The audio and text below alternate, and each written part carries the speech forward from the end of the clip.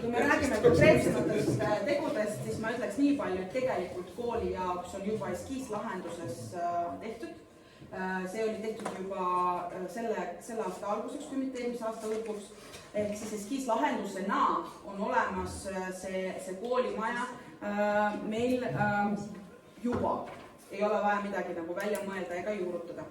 Kui me räägime plaanidest ja perspektiividest ja sellest, kas saab 4 aastaga või saab, siis tõesti kõlas see, et tuleb mõistlikult seda lahendada, lahendus tegelikult on olemas. Kui alustada projekteerimist ja kohe panna tingimustesse seda, et vajadusel selle ehitamine läheb etapiviisiliselt, näiteks alguses me ehitame 1–3. klassi jaoks ruume, siis ehitame juurde ja juurde, selliseid näiteid on olemas ju, siis saab see teoks. Ja selline plaan tegelikult oli juba arutatud ja siin oli õigesti mainitud, et ka meie eelarvestrateegias on kogukonna maja loomine juba sees.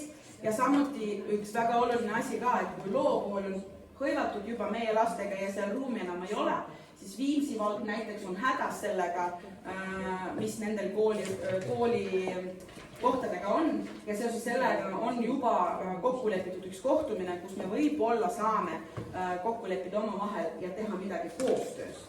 Sellepärast, et ruumi siin muuga õnneks on, kuhu ehitada ja kui seda, nagu siin juba mainitud oli, kui seda teha mõistlikult ja etapiviisiliselt, siis see saab teoks ka 4 aasta pärast.